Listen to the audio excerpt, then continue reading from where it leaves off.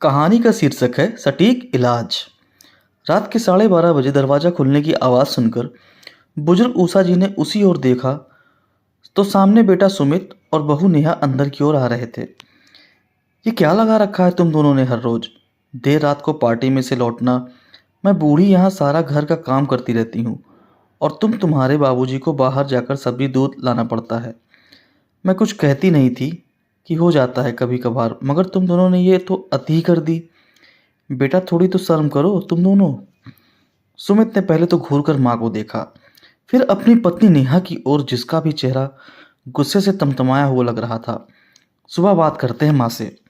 इतना कहकर सुमित पत्नी नेहा को लेकर अपने कमरे में चला गया और बंद कमरे में कपड़े बदलते हुए अंदर से आवाजें आ रही थी। जीना हराम कर रखा है इन लोगों ने। अब बर्दाश्त करना मुश्किल है, कुछ करना पड़ेगा। अब सारा पानी सिर से ऊपर होने लगा है। अपने कमरे के दरवाजे पर खड़े रमेश बाबू के कानों में जब ये शब्द पड़े तो वह गुस्से में उषा जी को देखते हुए बड़बड़ाने लगा। अब कहो, बच्चे हैं। उषा, बस बहुत हुआ, अब तुम्हारी एक नहीं सुनूंगा। बीमारी का इलाज वक्त पर ना हो तो वो नासूर बन जाती है। आप सही कहते थे रमेश जी, बच्चे हैं, आज नहीं तो कल समझ जाएंगे, मगर अब आप ही कुछ इलाज कीजिए। मुझसे ये सब बर्दाश्त नहीं होता। जब देखो उल्टा सुना देते हैं। आप तो डॉक्टर हैं, क्या इस बीमारी का इलाज है आपके पास? इलाज तो था, मगर अब तक तुमने मेरे हाथ बांध रखे थे। खैर, कल ही इस बीमारी का इलाज हो जाएगा, बस तुम पिघलना मत। अगर स्वाभिमान और सम्मान से अपनी आखिरी सांसें लेना चाहती हो तो मेरे निर्णय में साथ रहना। रमेश बाबू कुर्सी पर बैठे सुबह होने का इंतजार करने लगे। सुबह होते ही रमेश बाबू ने बेटे सुमित और बहू नेहा को कमरे में आने का आदेश दिया। जैसे ही दोनों रमेश बाबू के कमरे में पहुंचे तो रमेश बाबू ने उषा से कहा कि वो कोर्ट वाले पेपर निकाल लाएं। पेपर्स? कैसे पेपर्स? माँ सुमित ने पूछा तो वहीं नेहा ने तीखे लहजे में कहा कि मुझे जिम जाने में देरी हो रही है, जो कहना हो जल्दी कहिए। बस जरा सा वक्त बेटा। रमेश बाबू उठे और स्वयं ही लॉकर से पेपर निकालते हुए बोले और फिर कुर्सी पर बैठकर चश्मे लगाकर पढ़ने लगे। ये कोर्ट के एग्रीमेंट पेपर है सुमित। तुझे याद होगा तेरे 18वें जन्मदिन पर जब तूने सबसे महंगी वाली बाइक मांगी थी, तब मैंने तुझसे ये पेपर साइन करवाए थे और तूने मुस्कुराते हुए सहमति जताई थी। क्या है इन पेपर्स में? नेहा एकदम से सक्रिय हो उठी, जबकि सुमित अभी तो सोच में ही था। इसमें लिखा है कि आजीवन सुमित को अपने माँ बाप की देखभाल पूरे प्यार और सम्मान के साथ और जरूरत अनुसार हमारी सेवा इसी घर में रहते हुए करनी होगी, और शादी के बाद उसकी पत्नी को भी। और अगर किसी भी परिस्थिति में वह या उसकी पत्नी अपने इस फर्ज से मुंह मोड़ देते हैं तो हमारी संपत्ति पर उनका कोई अधिकार नहीं रह जाएगा।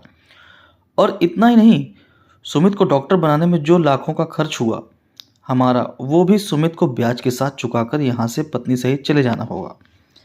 इतना पढ़कर रमेश बाबू ने पेपर की फोटो कॉपी नेहा के हाथ में थमा दी और कहा, बेटा अभी जिम जाने में देरी हो रही थी, तुम्हें तो हो जाओ जिम, फिर आराम से पढ़ लेना। नेहा के तो जैसे होश ही उड़ गए। मगर पापा जी, माँ जी, आप हमारे साथ ऐसा कैसे कर सकते हैं? मेरा मतलब, हम कैसे इतना पैसा और हम कहाँ जाएंगे? सुमित थोड़ा हकलाते हुए बोला। क्यों?